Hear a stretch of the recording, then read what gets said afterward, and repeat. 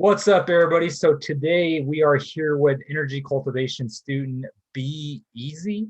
Beezy has been our student since last October, September-ish, and that's when we met him. And man, like this guy is such a phenomenal guy. He's obviously a really, really nice guy, but more importantly than anything, what he could do with telekinesis just blew us away. And we were just like, man, we're on a call.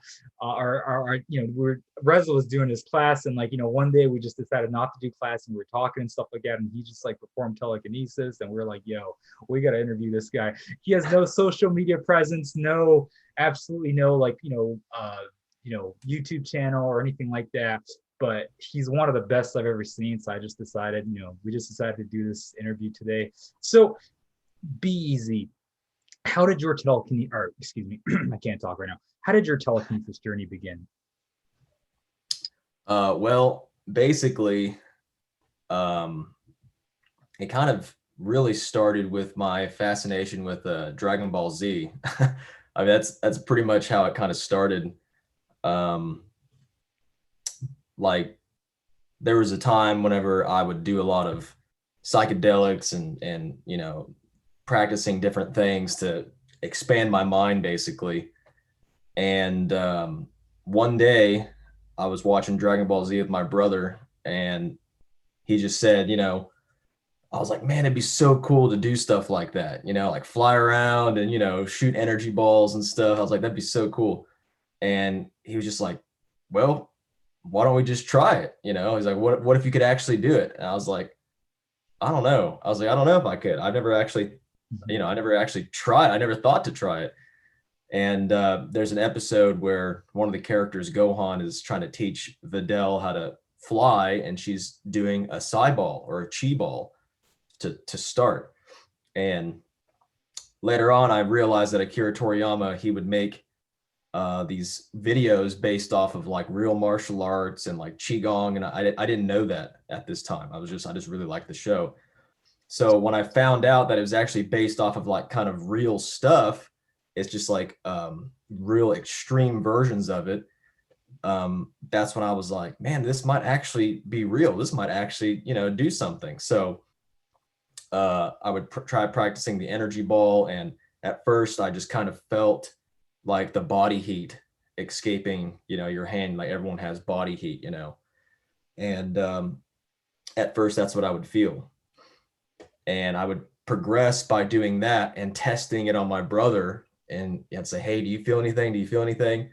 And once I started to realize the sensations, that's whenever I like discovered what it took to increase the power of it, the sensations. And I would, I realized that instead of heat, it would start to feel like static electricity a little bit of magnetism. Sometimes it felt cool. The sensations would change. But even that didn't really show me that telekinesis was actually real. It actually happened one day. Used to smoke a lot of weed. And not anymore, but I did, many years ago, almost 10 years ago. And we were at this warehouse. We had this warehouse that we would use for some, business related things. And, we hung out there, and one day we were trying to, we had this bong, and we were trying to use this like glass bong, and we try to pull the bowl out to clear the bong so we can, hit the smoke. But basically, it was broken, so we had to like use our hands and like gloves because there was no handle. It was broken, so I kept trying to like pick it up and pick it, and after a while, it's just like, I was like, man, this sucks. Like it gets really hot. It's uncomfortable. So I was like, maybe we can find something to, make it easier, make a little handle to pull the bowl out. And so we were looking around in this warehouse, and we find a hex key, a little hex key. I'm not sure if people know exactly what it looks like, but it looks like a little hexagonal, like staff. It looks like a little staff. And me and my brother tried to get wrenches and hammers and try to bend it, but it just would not bend. And prior to this, I had bought a book. It was called, I think it's called Psychic Development for Beginners, or Psychic for Beginners, or something like that. And it would show you a technique that involved putting your fingers in front of you and looking past your fingers, and then it would appear to be 3 fingers. And then once you focused well enough, it would look like one giant fat finger. And supposedly that's a way to perceive objects with your third eye. And it's kind of like you relax your vision, and then you kind of take in the environment, and then it would somehow adjust your focus.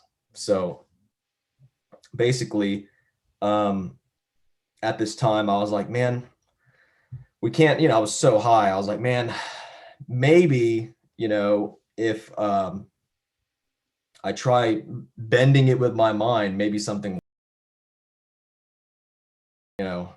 well, I don't know, man. I mean, it probably, it might or might not. We were so beyond high at this point. And so I sat there, and eventually I sobered up, because I sat there staring at this thing for about 8 hours.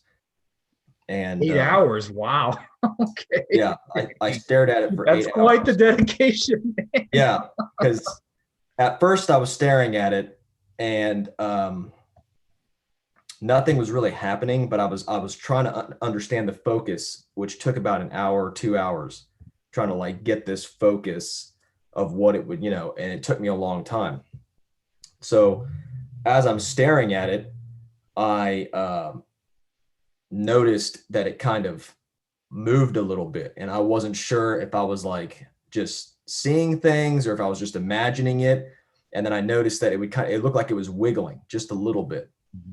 So when I noticed that, I kind of put it down for a second, and I was like, am I just imagining that? Is this really happening? I was like, I can't really tell. So I was like, well, I've come this far. I've been staring at it for this long. I'll just keep trying and just see what happens. So I picked it back up, and I stared at it for, multiple more hours. And as I'm staring at it, I started to notice that it would wiggle, or look like it would wiggle, when a certain sensation would come about. And then the sensation, it felt like was directly correlated with my breathing. And so my breathing, I noticed when it became more and more subtle, my thoughts became more and more quiet, and I became more and more focused. So it was like all of my thoughts that were kind of racing around were kind of taking my energy away from my action. And once my thoughts kind of dissipated and all became one thought, this power of that one thought, I started to feel it. And then it took even like not focusing on my breathing, because my breathing became natural and more subtle. And then I started to notice that there was this rising and falling sensation in the center of my body. I started to notice that. And as I was breathing, it would sometimes match up with this rising and falling sensation. And, I don't know how to explain it really, but there's this connection that happens, and you can be disconnected from it, and then you don't feel as energized. But while I was breathing, I started to notice that there's this natural movement that's like almost unconscious that moves inside your body. And if you can connect your breath to it, it like somehow gives you more energy. So I started to notice that as I'm staring at this hex key.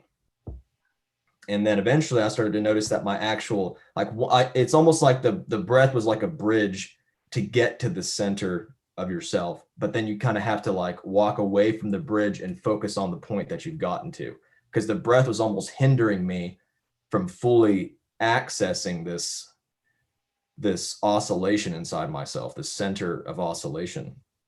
And so once I realized that my breathing, like it would wiggle, but then my breathing would disrupt my focus. I noticed that I'd have to get down to a subtlety that involved no breathing and just purely focused on this up and down sensation. And then I would notice that it would fall down. And then when it was rising upwards, that's whenever this thing would start to move. So eventually I got so focused on this uprising sensation and connected perfectly to this hex key that the part that was curved like this, um, it started to look different. It's like I saw like a different lighting on it or something like that. I don't know how to explain. Like my vision connected to it differently, and all of a sudden I felt like one with it. And then as I was feeling this rising sensation, this part that I was focused on started rising upwards Wow, and that's bending. incredible. Wow. And Yeah. And prior to this, you had absolutely no qigong or anything like that. nothing. You just like dedicated yourself for 8 hours. That's crazy. That's Yeah. incredible. That's an amazing story. And I mean, I find that to be so fascinating, considering that for me, especially right now, I don't know if you can relate to this. When I do stuff like TK, Amin can like vouch for this as well, but like we get like drained after like we push energy, after like 15 minutes or so, we're just like, dude, I'm done. Like I'm gonna get like a seizure or something, like 8 hours. That's incredible. That's just amazing. That's such a, I mean, you just felt so compelled. Like there had to have been like a driving, you know, like a desire to like move this thing, like Yeah. Well, when I really get into something, like I just will not stop. Like I just I'm like the never same give way. Yeah, up. yeah. Yeah, like I just keep going and keep going, And like especially when I really believed that it was possible. Like Wow. I the sensation, like you said, sometimes you feel like you're gonna have like a seizure or like freak out or something like that. And Right. that's literally what happened. I started to feel like my head was gonna explode because this sensation was so intense because I never done anything like that before. Right. And my body, I guess, wasn't ready. It like literally, I feel like telekinesis is directly connected with your blood and the blood pressure in your Mm. body and the transferring of blood to different parts of your body. I feel like it has to do with that because that's exactly what it felt like. This pressure, like my blood pressure is what it felt like was rising upwards. And then I Mm. felt like it all got stuck in my neck and it was just flooding my head whenever this was like reaching its peak like point of bending. And Wow. then my neck felt like it was swelling and I had to stop. Like I was like, holy crap, I feel like my head's gonna pop.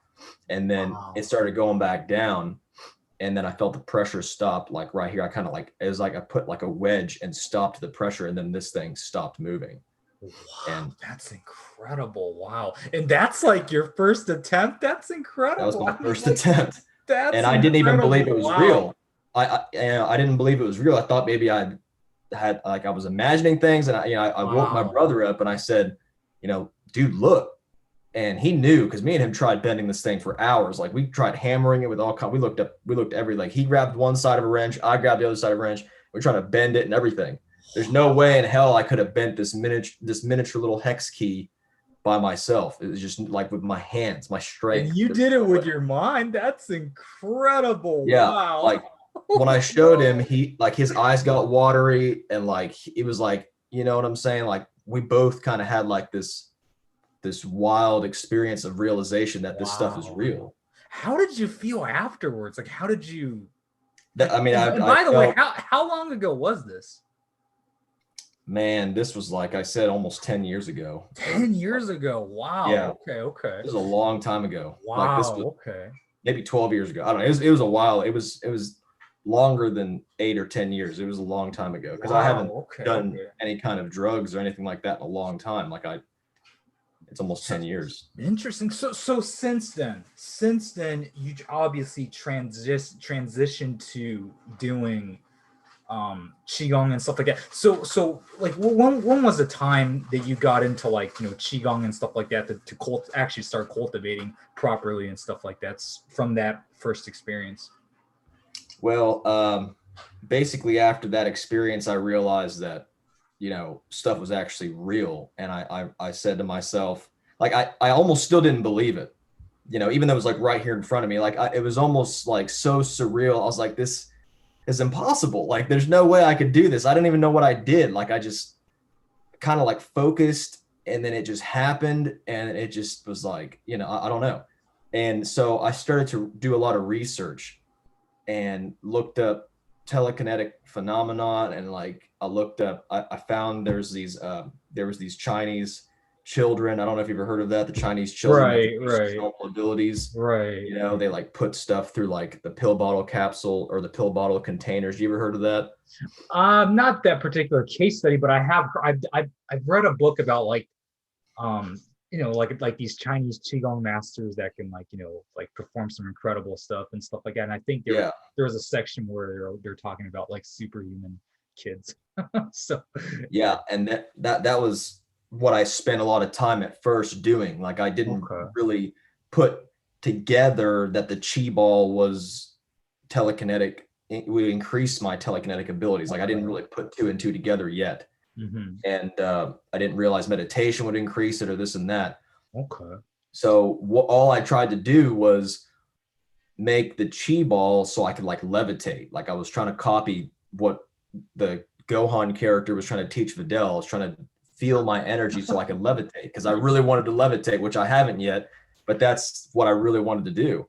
Mm. And so uh, that's basically what my meditations would be more focused on, was like trying to levitate. And wasn't really meditating a whole lot during this time. I was more focused on like partying and having fun. And then there was a time where I kind of like stepped away from it for a little while, and then I kind of would get back into it. Mm-hmm. I just kind of went back and forth. Mm-hmm. And then one day, my dad, he like got really mad at me because he like caught me doing drugs and doing all this horrible stuff, Mm-hmm. and so I decided, because I love my family so much. I mean, like I absolutely love my family. Ever Mm-hmm. since I was a child, I absolutely love my family. And so he told me one day, he said, man, Mike, considering everything you're doing, you don't actually really love your family.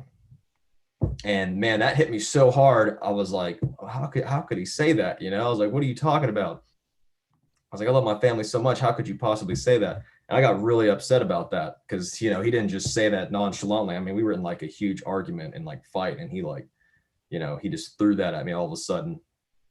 And so I got really mad, and he told me to go to my room and like, think about, you know, what I'm doing, and I was like, damn, man, this is horrible. So I went up there in my room, and I thought, like, at first I just kind of sat there like this, just like really angry. I was like, man, you know what he's talking about, and I was trying to point fingers and blame him. But then I realized, you know, he's actually right to a degree, because technically I was more focused on my own selfish desires, that, he never actually experienced the love that I had for my family, because I was wanting to go party all the time. So basically that is what took me down a path of like eliminating all the drugs, all the partying, and I dedicated for like self-discovery and meditation. So Mm. that's when I flushed all my stuff down the toilet. I stopped hanging out with all my friends, and I literally sat in my room and meditated, because at this point I had accumulated so much research on like qigong, meditation, neigong, tai chi, all kinds of stuff, Mm-hmm. I Ching Jing, like all that. I mean, everything. I've looked up so many. Like my computer has so many like books and research articles and just Mm-hmm. like so many things. Mm-hmm. So literally, I sat down, like I would sit on the edge of my bed, and with my spine straight and my legs out, and my legs 90-degree angle, and I would sit in this position with your fingers, and I would Mm-hmm. just meditate. Mm-hmm. And at first, I hadn't really actually sat down and meditated to that level, so I didn't really know exactly what I was trying to do. Mm-hmm. So I would start with like evaluating my day, like going through my day and seeing certain times that I felt that I didn't act accordingly to what I wanted to be. I was like, man, at this time I could have been different, and how could I have been different truly? So I would like imagine the scene, exactly like it happened. But then the moment that I was about to have like a negative reaction, I guess you could say, that was not in sync with what I wanted to be, I would try to understand what it would take mentally, emotionally, and physically for me to transition to a more positive, in sync with what I want to be, and what it would take for me to speak that way and think that way. And then eventually I would like reframe the whole situation. And then I was like, okay, that's in that scenario, this is how I could have been. And in the future, this is what I would like to be like. And that's how I'd start my meditation. I would go through my whole day like that. And then after like, I guess, working on my mental and emotional state, that's whenever I actually started to focus on Qigong and meditation and like standing meditations. And I would just work on this Qi ball for hours and hours. I mean, I meditated for like 8 to 10 hours at a time. I had a playlist that something about 8 hours. I don't know what it is, but something about 8 hours. It like, Now, can for I interrupt me, you for a second? When you say 8 hours straight, like you mean like 8 hours straight, like literally your eyes were closed the whole time? Like 8 hours straight. Well, 8 to 10 hours wow, straight. that's incredible. Wow. Okay. Yeah. The longest I've done is like 4 or something. So that's incredible. Wow. Yeah, I did it for 8 to 10 hours because I had a playlist that it started with 8 hours, then I moved up to 10 hours, but it was a playlist that had about an hour, hour and a half songs, and it would accumulate about 10 hours or 8 hours, something like that. And I did that every single day for almost 9 months, almost a year. Wow. And I would meditate, and I don't recommend this for people to do because it was extreme, but that's just what I guess I'm kind of an extreme person, but that's just what I did. I don't recommend doing that because it was very difficult to do. I literally did not talk to my family. I did not hang out with anybody. I didn't even like work. Like I didn't do anything because I was staying at my parents' house at this time. And I literally did nothing for almost 9 months because I got in trouble so much with like drugs and this and that. And I just stayed home. And my parents, I was told them before I was going to quit. I'm going to do this, I'm going to quit this time, I promise. But so many times I'd said that I never actually quit. And this time I showed them, I was like, I am for real going to quit. I promise. Yeah, like I'll show you. Because my dad always used to tell me, he says, Mike, you like to talk about a lot of things you're going to do, but you don't actually do them. So instead of telling me, show me. And I was like, all right, I will show you. And you'll see, because Wow. I promise you I'm going to do something. And so I would sit there and meditate. And after about 8 to 10 hours, I would just lay back in my bed because I was sitting on the edge of my bed. I'll just lay back in my bed, sleep for however long it was, and I'd sit right back up and start meditating again. Oh, that's And that's what I did. incredible. Now, That's like all I did. after 8 hours of meditation, like what do you see? Do you start like seeing through your third eye or something? Tell me a little bit about that experience. Yeah. So basically, there was a whole lot of things that happened. So um, at first, when I would meditate for about that long of a time, I would feel the energy as if I was going to like lift off the ground is what I would feel like, because I would imagine pulling in energy into my every aspect of my body, and then as I exhaled, it would sink deeper into my body. Like that was one of the practices that Reza also actually he knew, and I told him I would do that as well. It's part of the Yi Jin Jing process. And then I would also imagine a rising sensation, kind of similar to like the thing I did with the metal, the hex key. And I would imagine that. And then I would also focus on my third eye to create a one-pointed mindedness. Like I recognize that one-pointed mindedness with a singular focus was extremely important for telekinesis. Like if you could control your mind to a point to where it's just a single point focus, like that's like almost one of the most important things, because that concentration and focus was like so necessary. Like that's what took me the longest. That's why it took me 8 hours. If my concentration and focus was better, then I wouldn't it wouldn't have taken me 8 hours to get to that focus of bending. You know what I'm saying? Like it's just so invaluable, that the focus. So that's what I really like concentrated on, was focus and not allowing anything to disturb my thoughts. Like I would have thoughts come in because I was cleansing everything about my ego at the same time. Like anything that would come in, I would say there's actual yogic practice called neti neti, and it says not this, not that. And I didn't realize it at this time, but I was literally performing that practice on myself. Anything that would come into my mind, I recognized that I was not these thoughts that I've accumulated in my lifetime. There's something deeper than that I was before any of these things that were presented to me in this life that I started to identify with. And so I would go deeper and deeper and removing more and more of these layers. And eventually I got to and there's actual practice called that. I think it's called regression therapy or something like that. People do that in regression therapy or something like that. And I didn't know this either, but I was doing that process. And I eventually got to a point to where I was nothing. I was just void of I was absolutely zero, nothing. And so I would enter into this void state while I was meditating, and it was just pure emptiness. And then when I went deeper than the void, I found what I was before I was born. Like I heard something that I don't know how to explain it. Like I entered into this light, and there was a voice speaking, and it was like a sentence that said, "I want to do more. I can do more." And when I heard that voice, at that moment I was born, and I like experienced my birth like in my meditation. And I was a C-section, and I was pulled out by my arms. And I went and told my dad that, and he never told me this before, but I was like, man, I got pulled out by my arms.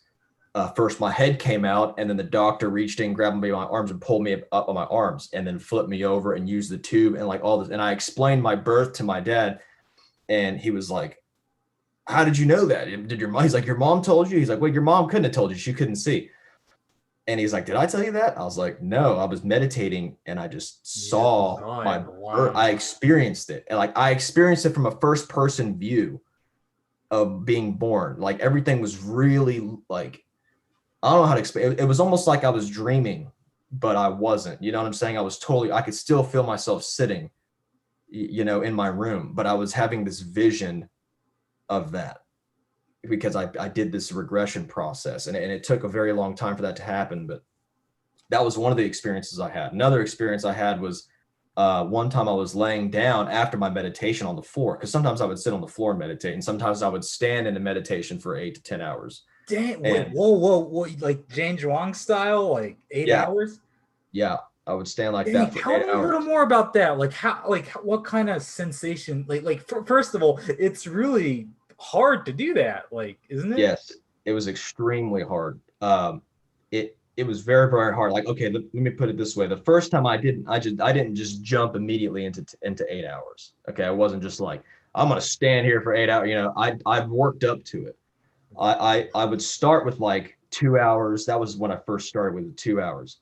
And then I would sit down and meditate. And then when I felt the energy coursing through my body, I would slowly stand up, like very, very, very slowly move and stand up.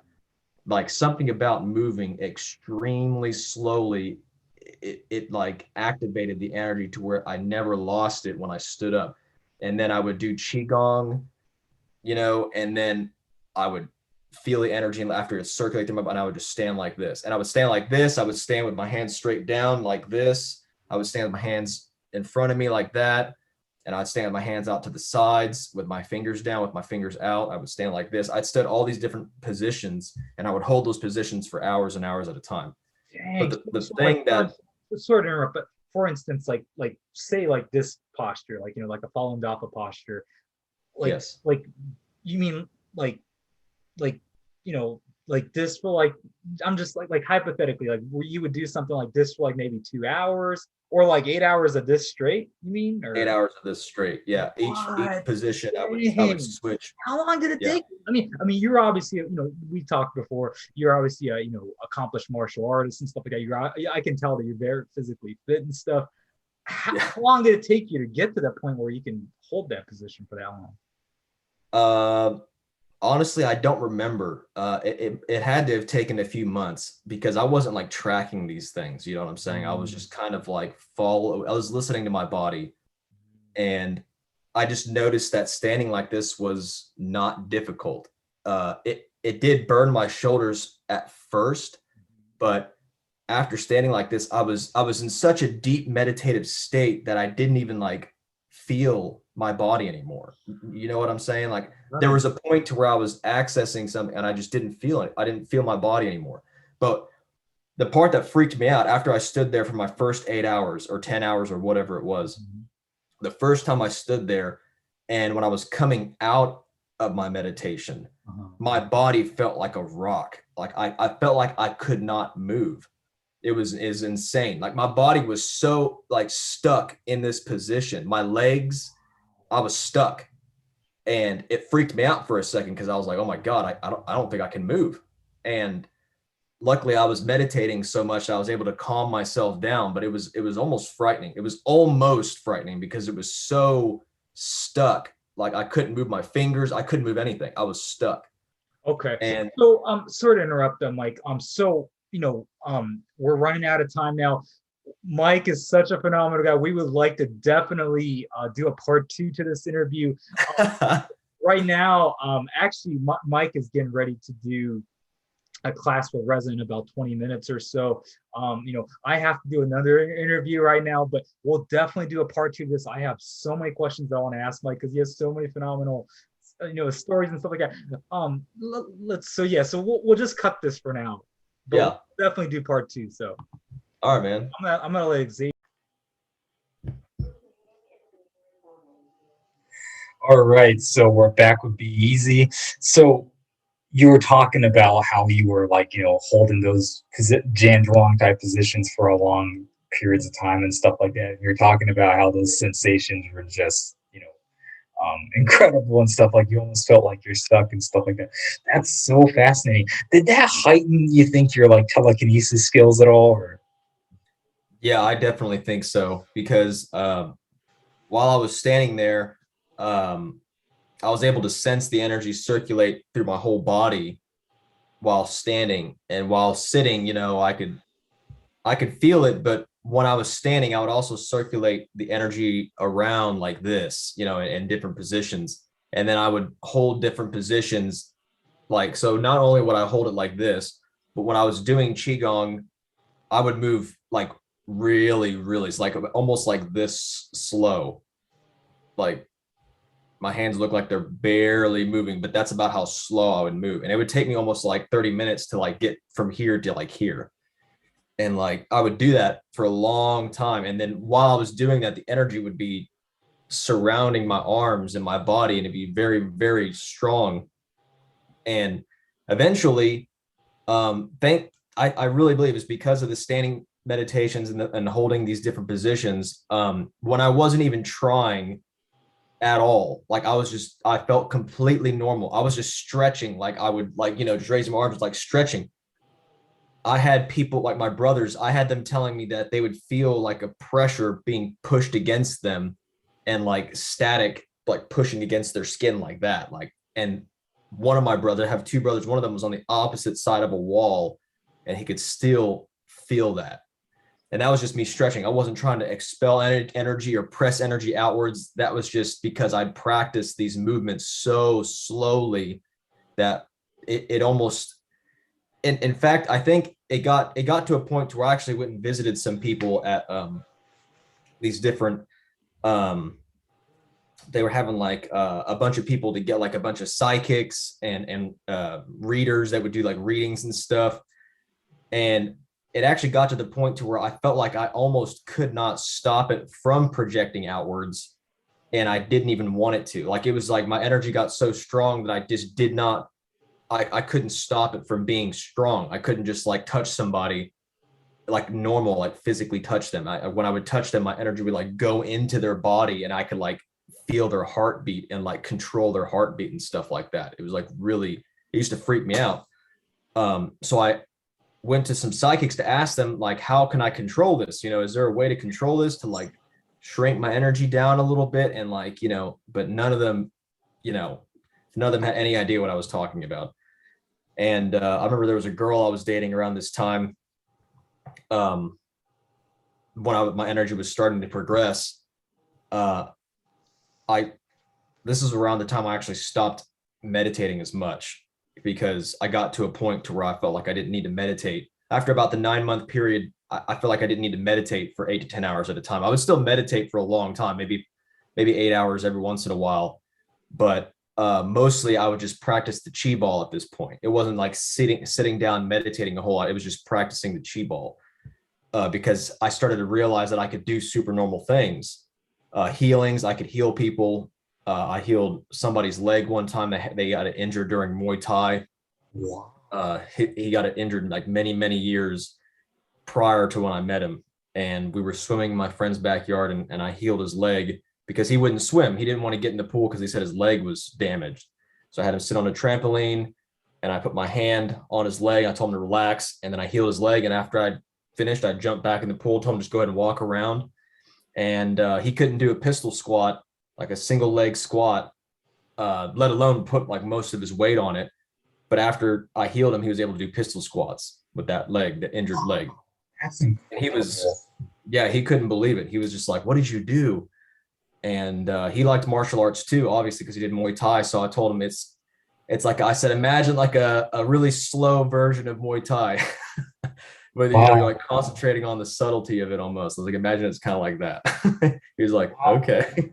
So you healed someone. That's incredible. Okay, okay. Yeah, but yeah, I noticed a lot of like magical things started happening, and like I could put my energy into people. Like I was telling you guys before, I really feel like I excel more at like, I guess, energy involving other people, like humans, more than just like objects.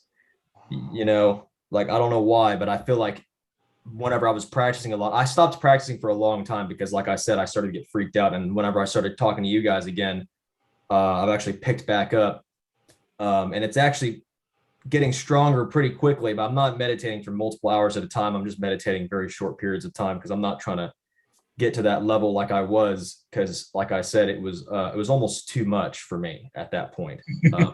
Yeah, it was kind of scary. I'm not gonna lie at some points because it was so extreme.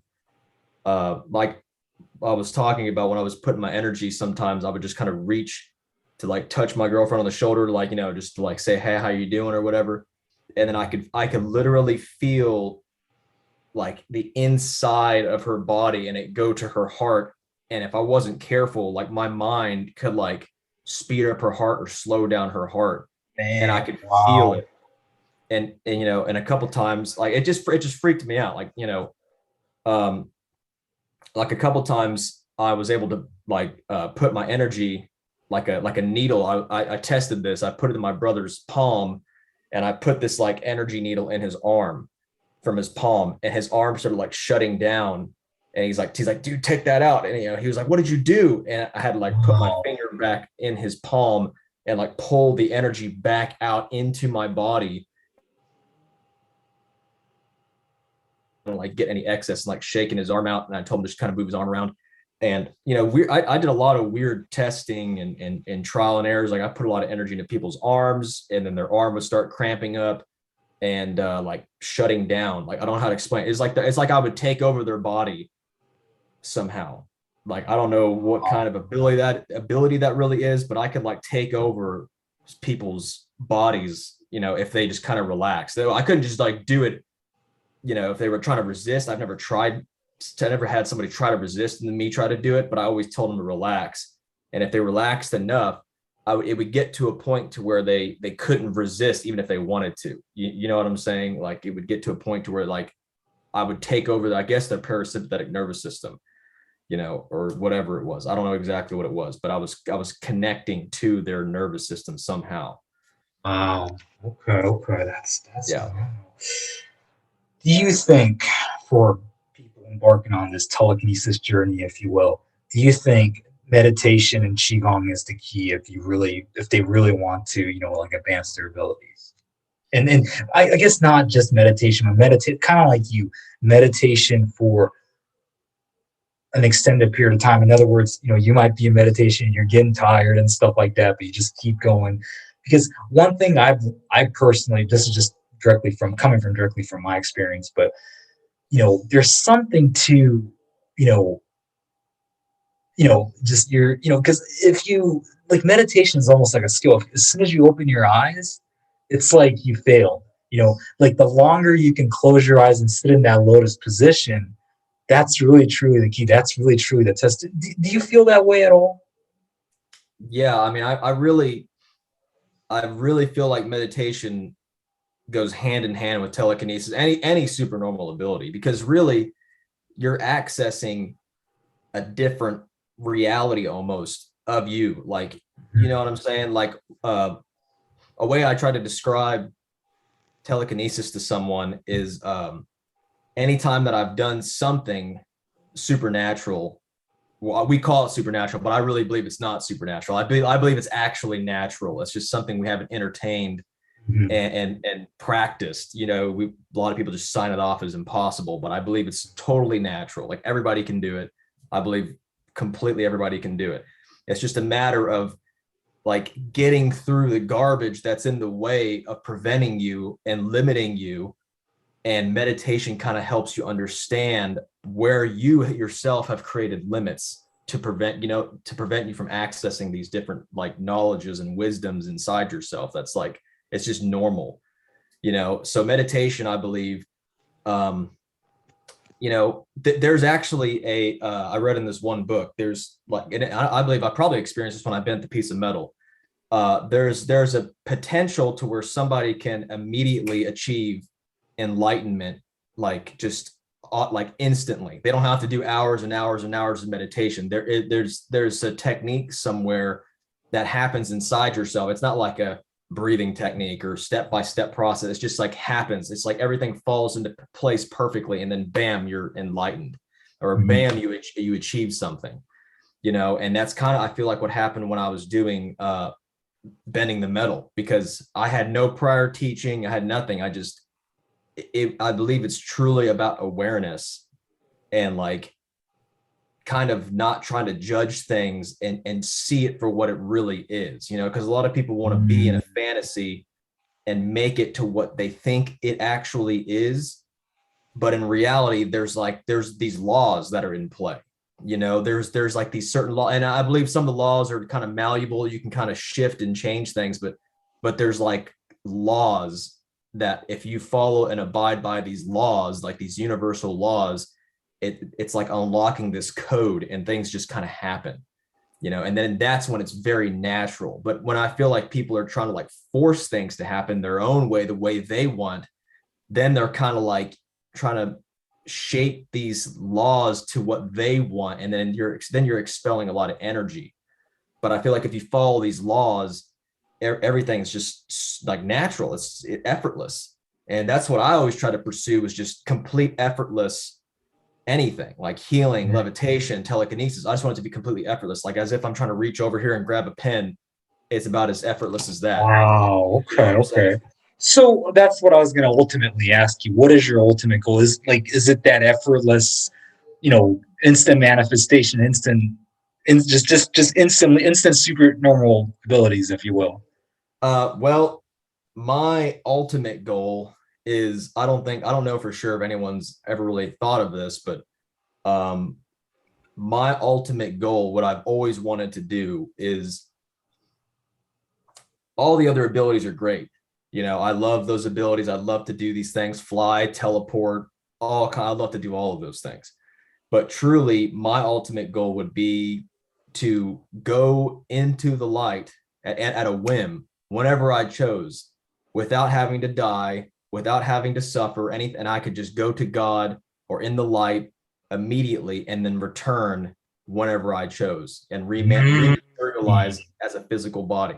And my goal would be to want to teach people that. So that way there would be no more suffering and no more death. Everyone could go to the light. Dang. So like Yeah. so it's not just becoming an immortal, but like becoming like a god almost, basically. Yeah, to where you could travel and come back whenever you chose. And like you would, Wow. the whole purpose of why people would come here would go to achieve that level. You see what I'm saying? It would be like a continuous like cycle. You would be creating more for more knowledge and wisdom and growth in the three-dimensional realm, or whatever realm this is. And then you would take that experience into the light, and it would just continue to expand infinitely more and more. And that's what I imagine, you know. And there would be no need for death anymore, suffering or illness or sickness, sadness, none of that. It would just be 100% happiness and love, man. That's pretty much what it would be. Like you would choose inside yourself, okay, I want to go into the light, and maybe I would settle in this light for 1,000 years. I don't know. Maybe I'd be there for 5 hours.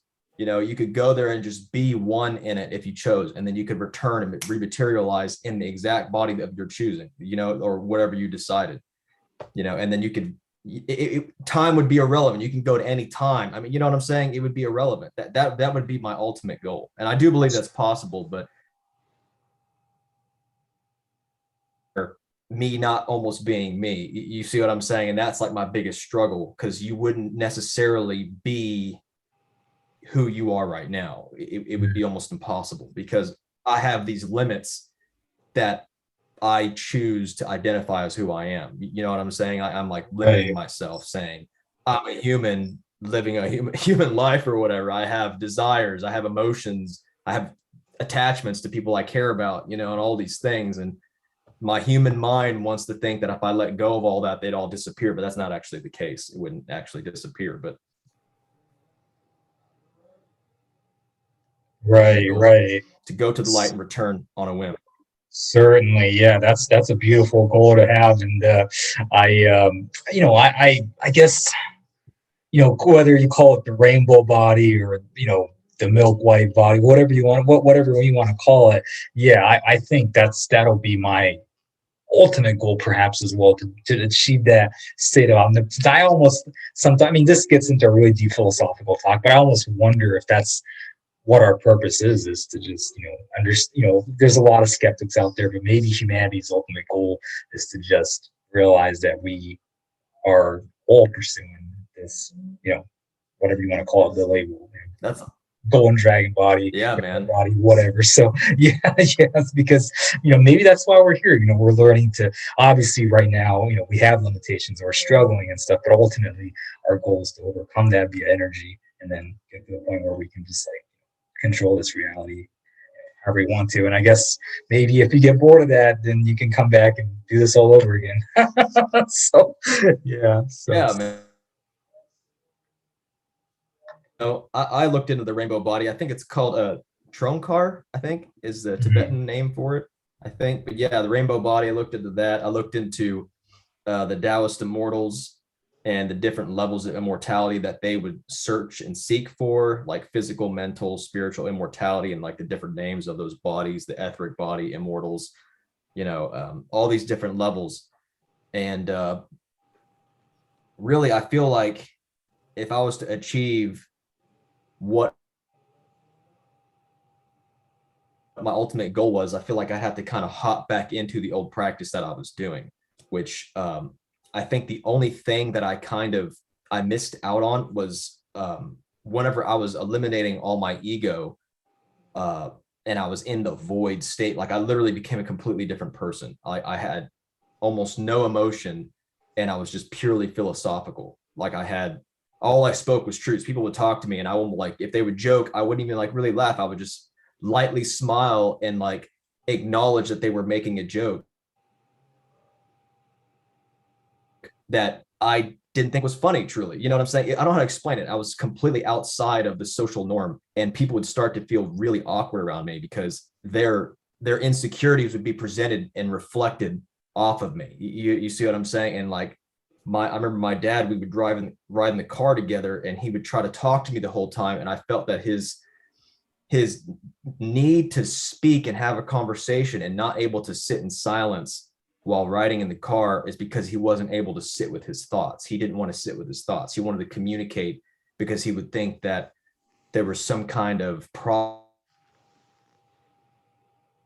if there wasn't a conversation happening. And I would just literally sit in the car completely content, just with a gentle smile. And I was just totally content all the time. But then I started to realize I couldn't get along with anyone. Like no one was understanding what I was being. And I realized that instead of being in that void state, I had the opportunity to replace it with something, like put something in there, but I didn't. I just stayed in this void, egoless state. And I feel like if now that I know better, I should have incorporated and integrated something else instead of just being purely guess or just speaking truths all the time, because I feel like that is an important part, but at the same time there was something I was missing, and I'm aware of that now. And going through this progress with you guys, I feel like I'm going to discover that somehow. I don't know how, but I feel like it's I almost feel like it's inevitable. Honestly, I feel like I can't escape it because I keep getting brought back to this type of practice, and I feel like I can't escape it. It's like inevitable. I feel like it's my purpose to be doing this for some reason, and no matter how much I try to avoid it, it's inevitable, because Right. there was a time when I smoked that this was my purpose, and that basically the more that I deny it, the more I'll struggle in life. So it's basically Gotcha. saying, quit trying to ignore it, Mike, and just do it. So Right. Your video cut out for a second, but did you say DMT? Is that what you said? yes, Can yeah. you? So that'll be the last question. We'll wrap this up. What was your DMT experience like? And do you also think DMT is sort of like a shortcut, if you will, to like gain a lot of energy? What is your take on that? Well, I believe that DMT, because DMT is it's in human urine, feces, tears. It's in all over your body. It's everywhere. It's people know the spirit molecule. It's called the spirit molecule. Um, and there's different levels of DMT, like different types. And I did the one that you smoke. It's a powderized version. Um, but I really think that it can be helpful, but it shouldn't be something that you rely on to achieve whatever it is you're going for. You know what I'm saying? It's like a medicine. If you abuse it, it's going to work against you. It's not actually beneficial anymore, because now you're becoming addicted to something that's, it's like you need it to progress, and that you don't really need anything to progress. You have everything you already need in order to progress. It does assist for sure. It definitely assisted me in my mind and expansion. And I really believe that if people could achieve the same type of experience that I had, that it would help them extremely. Like, I believe if everyone, took the time to not abuse it and actually worked with it in like a spiritual type of way, like I did, then I really feel like it could be beneficial. So my experience, I had a decent amount of DMT that I bought from this guy. His family was like in the shamanic tradition, and they made this DMT themselves and powderized it and everything. Mhm. And they extracted it from the plants and the bark and all these, I forgot the names of all the plants and stuff. But anyways, so I had a decent amount to where the first time I smoked it, I kind of mixed it with some ash of weed in this bong. And I had a screen, and I put some ash on the bottom. I put the DMT on top, and then I vaporized it. And then it would kind of like melt almost. You wouldn't hit it directly with the flame, but then it would kind of melt, and then you'd inhale it. And it literally tastes like what old people smell like. Like if you're around old people or something like that, that's what it tastes like. It's weird. And so it has a very, very strange taste. But the first time I did it, I wasn't prepared for how extreme it was really going to be, because it took like 2 seconds, and then immediately my whole reality started changing. And I got really anxious because I wasn't like mentally prepared for that. I didn't know it was going to be that intense. And then I closed my eyes, and I could see these portals and all kinds of stuff, like these shapes within shapes. And so that showed me that this was definitely something that I could utilize for spiritual growth, because ever since I was a child, I somehow knew that I had to do the world's strongest psychedelic. I knew about psychedelics even before someone told me what they were as a child. I just knew about it, and I was terrified of it for some reason, but I knew it existed, and I knew I had to do it. So I was always looking for the world's strongest psychedelic, and I just happened to get it.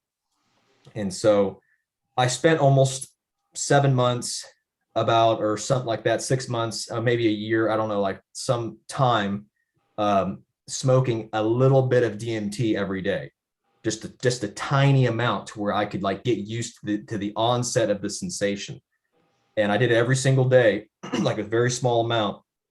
And sometimes I would kind of see the fractals in space and the shapes and the sensations. And I got used to it enough to where I could actually walk around and see these shapes. Most people, when they smoke DMT and they get to that level, they become like incapacitated. They almost can't even move. But I got used to where I could walk around. I could like record a video of me talking about how I felt while I was tripping. And then I stopped for like 3 months. I didn't do anything. I completely stopped. And I was waiting for that perfect day to where there was one day, I had an amazing day, absolutely no problems, no upsets, and I felt like that day I was going to smoke DMT and break through the threshold.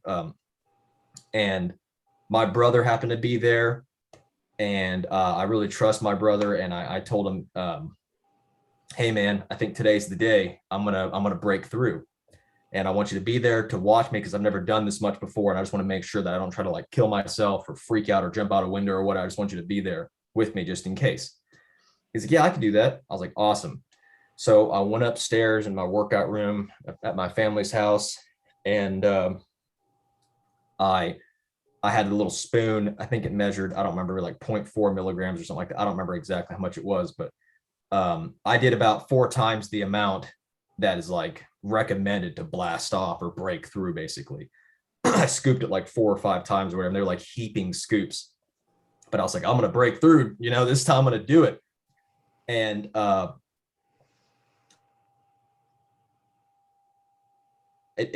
took the first hit, you hold it in, and then I took the second, I blew it out, took the second hit, and already I was starting to trip out. And the bong was feeling like really solid. And I had this sensations wash over me. I'm trying not to like pay attention to the shapes in the air, like all these fractals. I loaded the third bowl, and then the fourth bowl, I held it for as long as I could. And then I blew out the air. And at this point, I was tripping so hard that it looked like, it looks like you can kind of see like the space dust in outer space, and it looks like there's like hills or valleys in outer space. You know what I'm saying? It kind of looks like there you can see the depth, even though there's like nothing there. That's what it looked like when I was tripping. It looked like there was like this invisible blanket in space, and there was like these hexagonal shapes that were going in and out of each other and like shrinking and then like expanding into other shapes, and they were like translucent. I could see through them, but they were like reflecting where I was. Like, it was almost like like a see-through mirror, like a very transparent mirror. And then I was looking at my brother, and he looked like a brown flame, and it was like his molecules were like dispersing out of his head.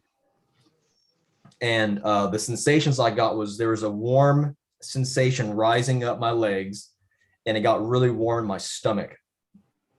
And then there was a rising sensation into my heart. And this is where I started to get really anxious because a blockage in my heart. And it felt like my heart was going to explode is what it felt like. It was like my heart started beating faster, and it felt really tight. And I thought I was going to die. I thought I was about to have a heart attack. I was like, maybe I did too much. I might have a heart attack. And I said, well, there's no going back now. I'm tripping so hard. There's nothing I could do. I said, so I just embraced it. And I just smiled into it. I said, if I die, then it was my choice. And if I die right now, then so be it. I just smiled into it. And then it felt like my heart exploded outwards. And I literally thought my heart blew out of my chest and there was blood everywhere. I seriously thought I died, and I was just smiling through it. And I wasn't fading to black. Everything was normal. I looked down at my brother, and he looked completely normal. So I just continued on. And then there was a rising sensation into my neck. And then my face got really warm. And I felt like somebody was pouring like a warm liquid onto my head, and it was going down my shoulders. It was just like pouring onto my head. I felt like it was like really thick, like warm liquid, almost like honey, but not sticky. And then I felt like somebody was tapping me on my third eye. It just, every time I felt this pulsation, it was like this saran wrap. I was pushing my face through this saran wrap, and it did like multiple times. And every time I pushed my face through this, like, I don't even know, this like the invisible material, my trip got harder and harder, like more things, more colors and everything.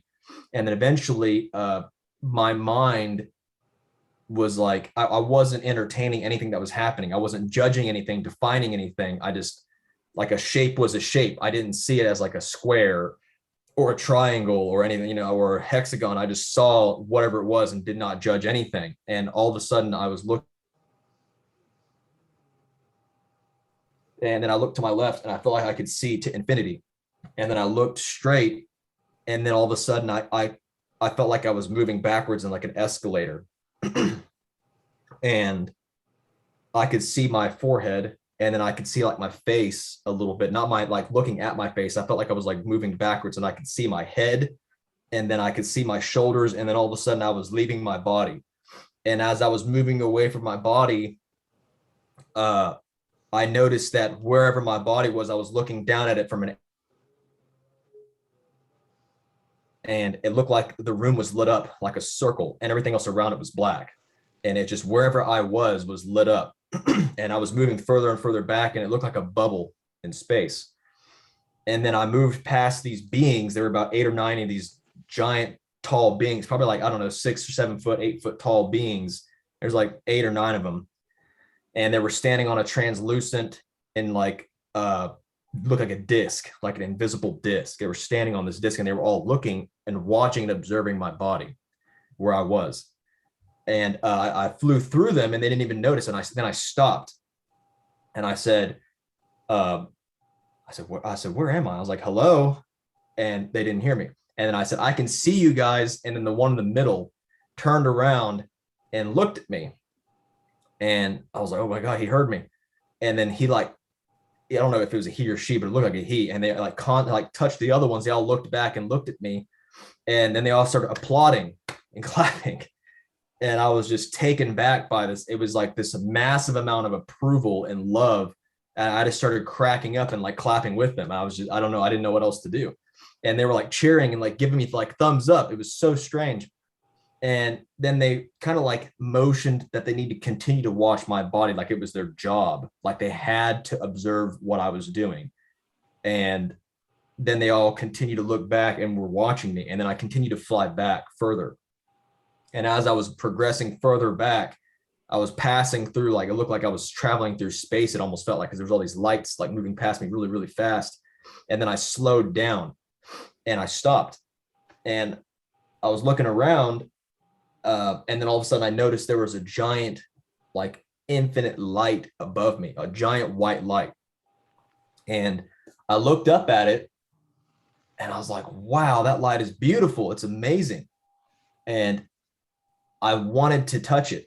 So I reached my hand up, and my brother, he was watching me at this point.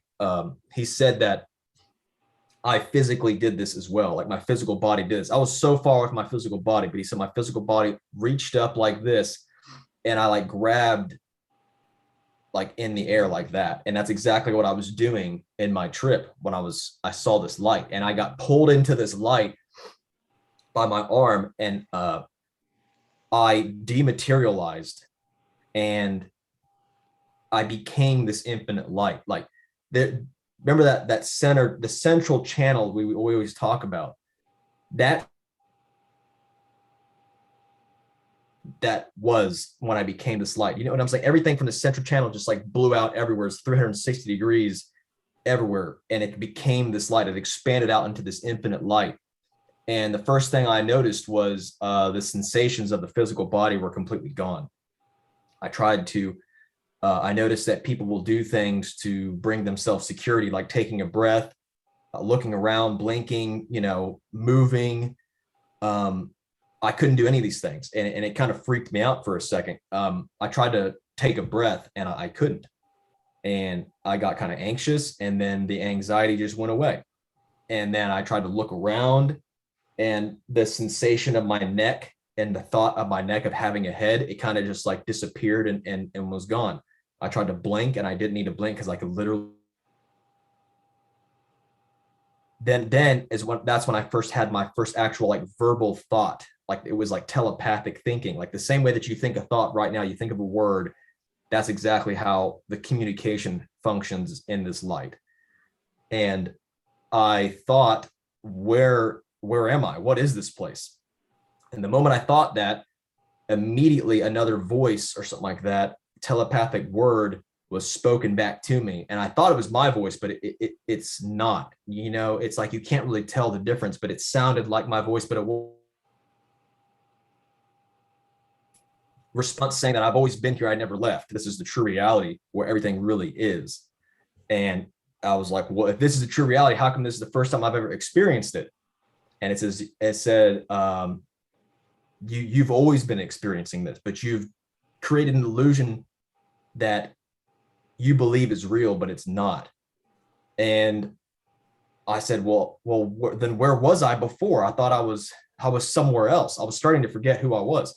And it says you were on planet Earth, or what you call planet Earth, but that too is also an illusion. That is not the true reality. And I was like, oh my God. I was like, if it's like, if this is the true reality, how come I'm not always here? And it said that I made a choice to be where I'm at, and now I have a duty to complete what I've chosen to do. And once I complete that, then I could return, basically. And I was like, I have a duty. I was like, I made a choice. I was like, what is my purpose then? What am I supposed to be doing? And I was like, why am I on Earth? And it basically said that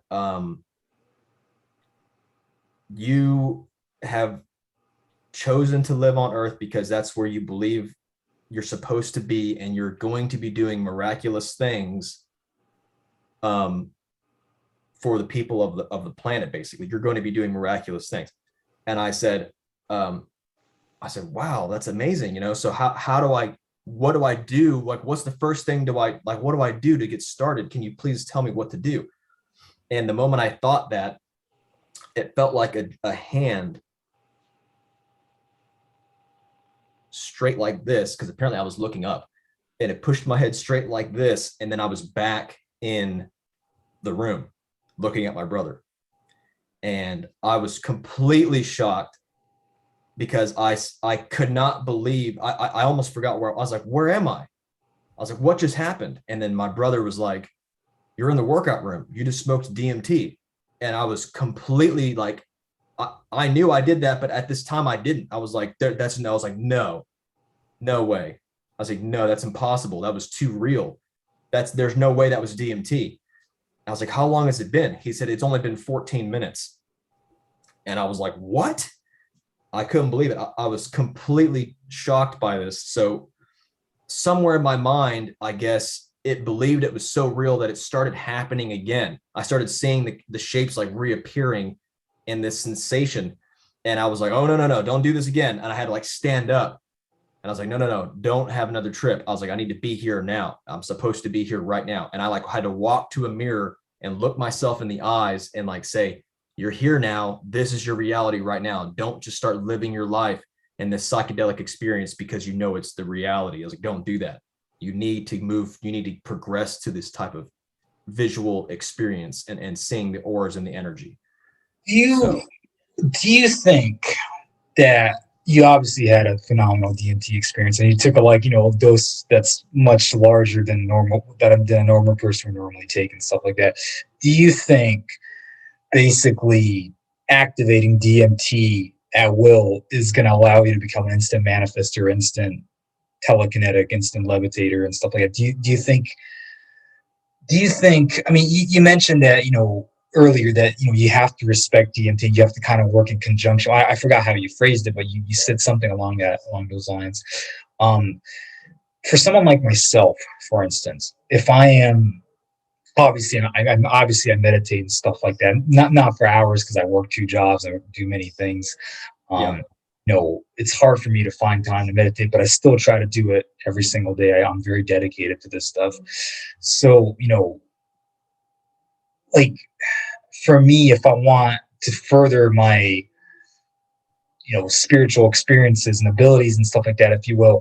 Do you think, like, for someone like myself, do you think I should just take like maybe like a really microdose and kind of work my way towards, getting to the point where I can take like a big hit and stuff like that, and like ultimately break through and stuff like that?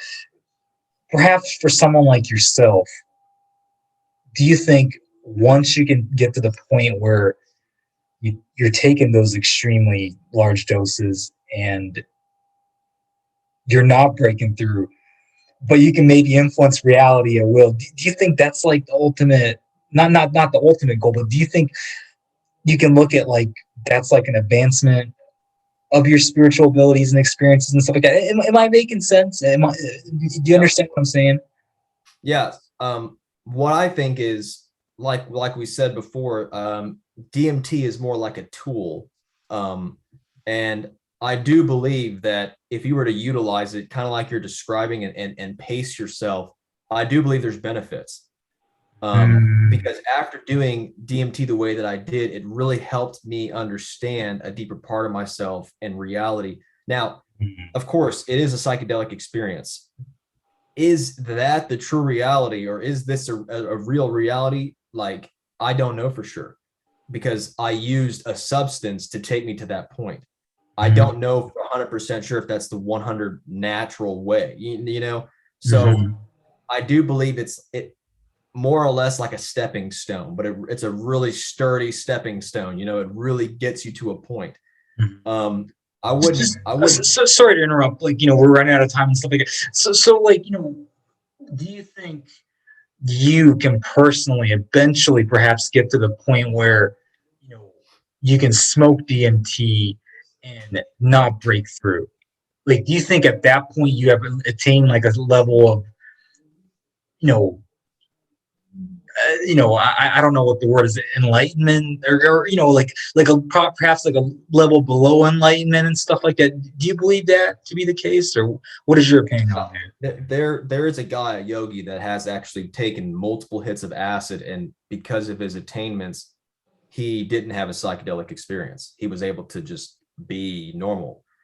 And I do believe that at a certain level of enlightenment, the elements don't affect you, poison doesn't affect you. It's like you're beyond these things, because they have no control over you, they have no power over you.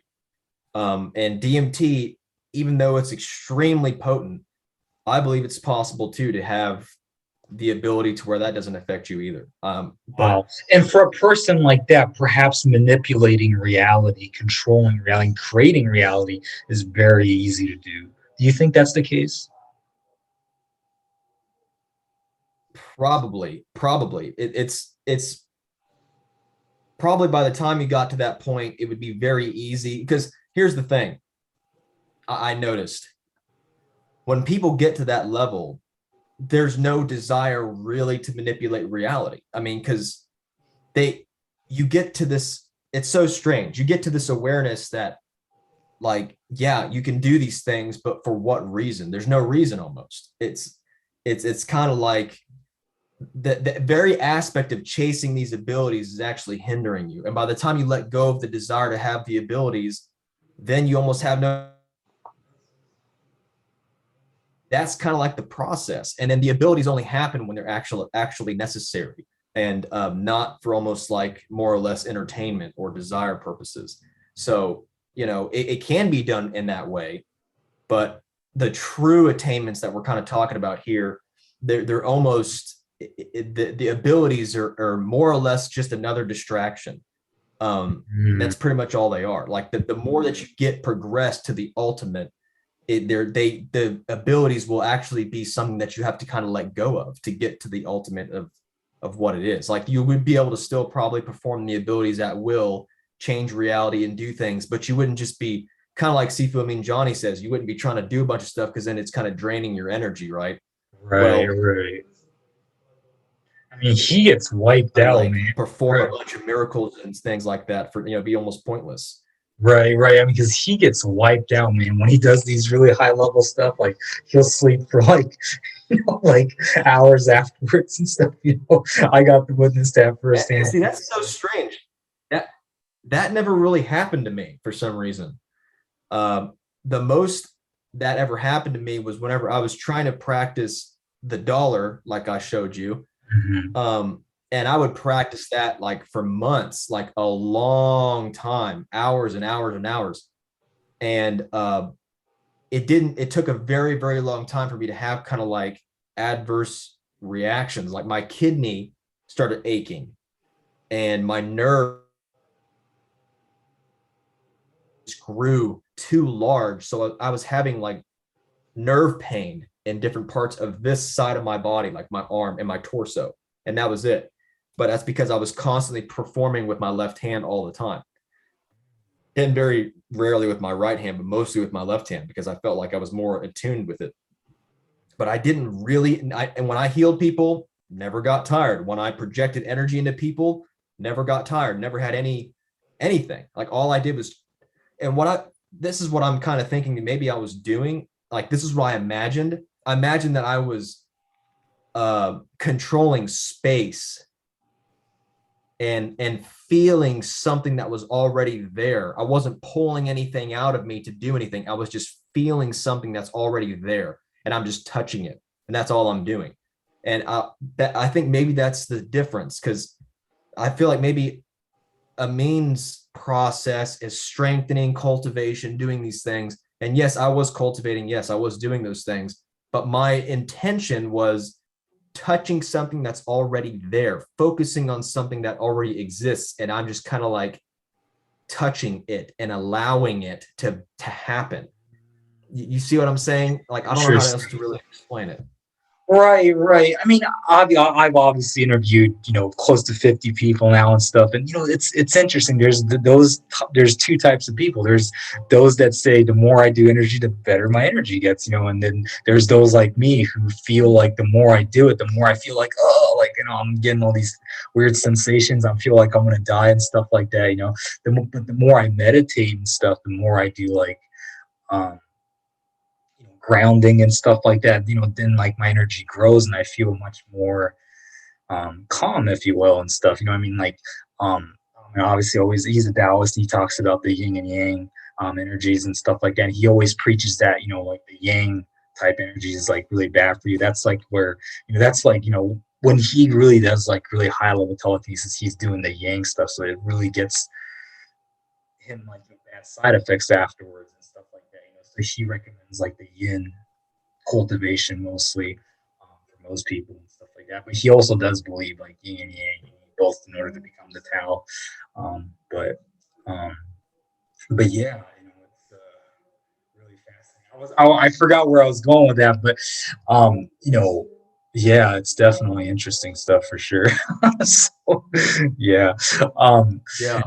Yeah, I just want to quickly say something because we're running out of time. Like I really resonate with you, with what you're doing, your dedication. I've been a very hardcore, pursuer of this like stuff as well and stuff, and I've to some degree I can't deny that it's ruined my life really badly, but I have a tremendous desire to just like, progress myself in this journey. I just don't know what it is. I just can't get enough of it. I have to do this stuff. I'm just doing it perhaps in like a much more safer way now than before. And like hearing you talk about DMT was so profound for me when I interviewed you today right now, because like I feel like maybe that's perhaps the tool.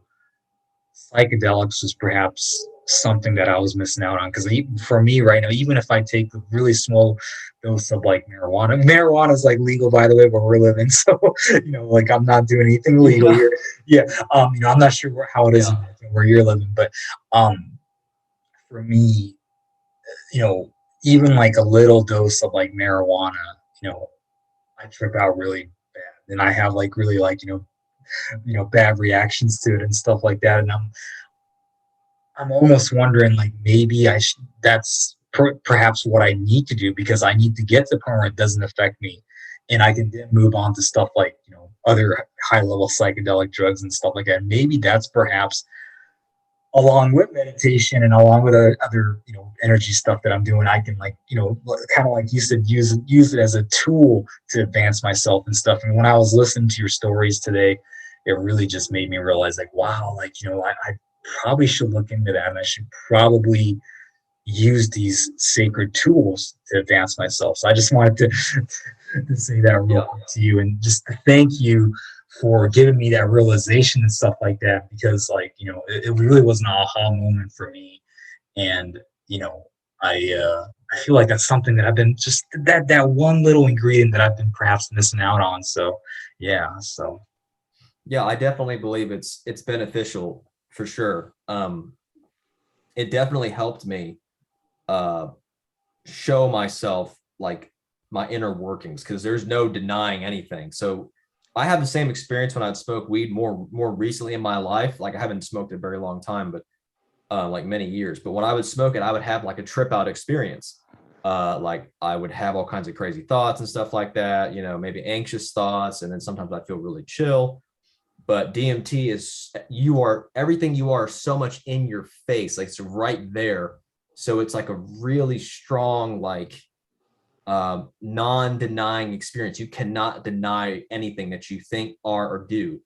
And that's why I think it's so beautiful, because even if you don't achieve breaking through and going to the light and all these things, even if you don't do that, you'll still have a great experience of learning more about yourself. And that I feel like is almost indispensable, man. And it's so stuck on that, because you have the ability, like, we produce DMT. There's an actual yogic mudra called the Kachari mudra, and your tongue goes up behind into your throat, like up into your nasal cavity, and it presses on this very, very thin bone in, like, your cranium. And by lightly putting pressure on this bone, it secretes cerebral spinal fluid. And in the cerebral spinal fluid, I believe there's a certain degree of DMT. And supposedly, I've never done it because my tongue isn't flexible or long enough, but there's ways to strengthen and lengthen your tongue. You can do that. But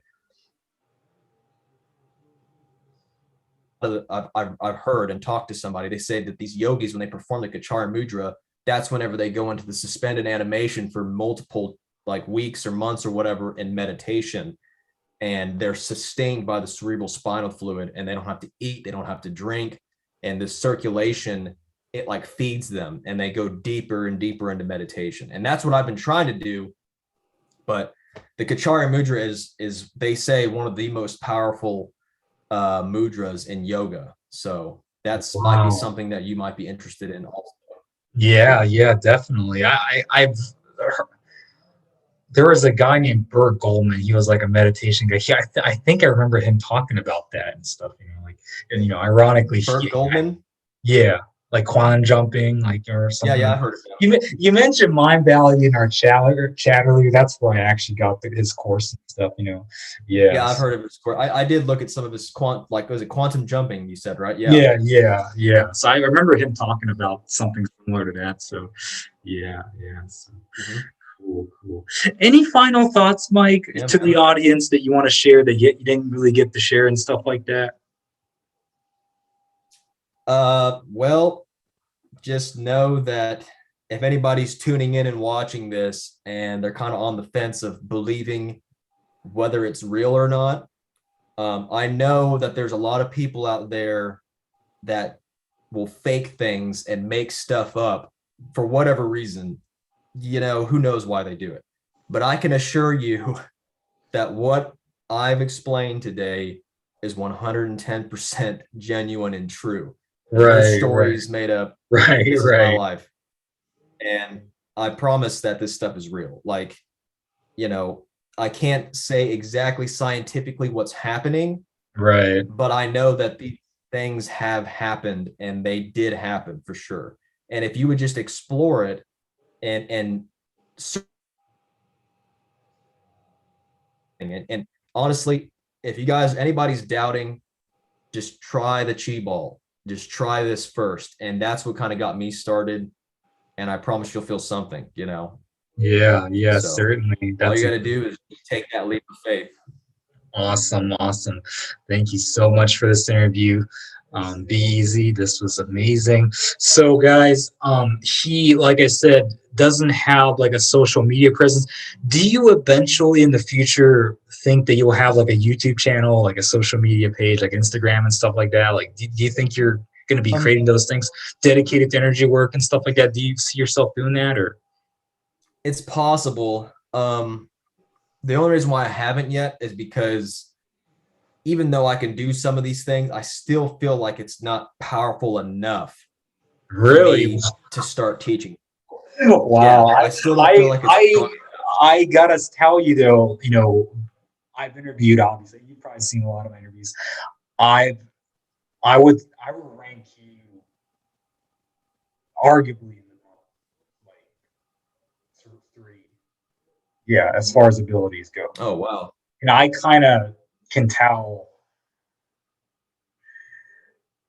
you know, what's impressive and what's not. And I'm not trying to criticize anybody that I've interviewed, but like some people use hand waving and stuff like that. And I mean, not that there's anything wrong with that. It's just that it's hard to tell where their energy level's at. But with you, I can just tell you moving that dollar bill. I was like, whoa, this guy's the real deal. This guy's powerful. So I will rank you amongst the best. And like just from talking to you, I can really tell that you know what you're doing. And you really know what you're talking about. Yeah, I appreciate that. Yeah. So Thank you. yeah, it would be cool to see you producing.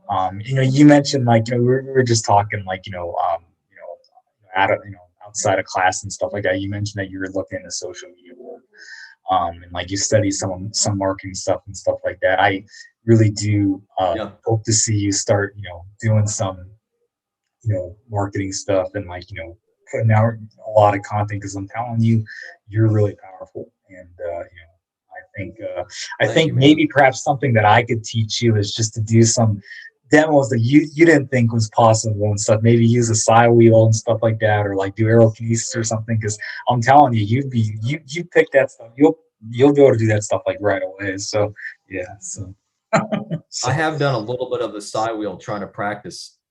Um, and I did make it spin one direction, spin the other way, and I was able to make it kind of go like that. But the only thing I haven't been able to do is put it inside of a container and do the dollar. I've tried that so many times, but it is so really. difficult for That's so because I mean that's so like interesting. I've spent It's been a long yeah, that's I don't know so why. that's so interesting because obviously to me I judge a person's abilities typically I'm not a big fan of people that don't put things inside a container generally speaking um but there's some people that do some demos where I could just tell like whoa that person really moved it with energy even they're not using the container and I can tell you're one of them and stuff and you know where was I trying to get with this?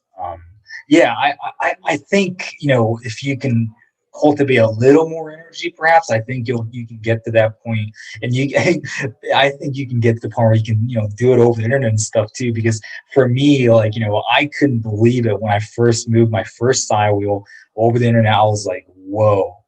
And when I did it inside a container, especially, I was like, man, I did it! I really did it! So so yeah. That's awesome. Yeah. Yeah, I need to try. I think what it is, what I really struggle with when it's inside of a container is that I'm feeling the container. So I'm trying to move the container. Right. Yeah, maybe perhaps this is a tip that I can give you. Because like I can tell that you have a lot of chi and stuff. Like when it's inside a container, where it's in a control setting, you almost have to try and like feel the object. In our industry, we call it like empathy and stuff like that. If you can learn to like, maybe not focus so much on the container and just start like projecting your energy and start feeling the dollar bill inside the container, then you may be able to like have a little more success. Because for me when I do um when I move like a side wheel and stuff like that inside a container, I'm not paying attention to the container. I'm strictly sending energy and moving the aura around the paper or the foil. So yeah. Oh, So I see. yeah. Yeah, So that's what I struggle with is not feeling the container, because when I put my hand up next to it, Mhm. it's almost like my energy just surrounds the container and like it doesn't go through it. I don't know why, but I'm gonna do what you said. I'm gonna try that, and we'll see. We'll see if something happens. I mean, I don't Awesome. know. I don't know what it is, but we'll see. Okay. And if it Awesome. happens, I'll be sure to tell you for sure. Awesome, awesome. Okay, okay. Well, like I said, thank you so much for this interview, Be Easy. If you want to hang out with Be Easy, come to Reza's class. We will link that in the description below, and it's an awesome class. We got a few telekinetics in there that are really, really cool, and just regular people too. So just don't be intimidated. It's not just a bunch of telekinetics and stuff like that. There's a few regular people just doing qigong and. And you join sometimes too. Yeah, and I join sometimes as well, as long as I'm not working and stuff. So yeah, yeah, definitely check that out. So we'll link that in the description below. So thank you so much for this interview, Be Easy, and I'll we'll continue to see each other in class. So Absolutely. Yeah. Thank you so much. yeah, no problem. All right, talk to you later. Bye bye. God bless.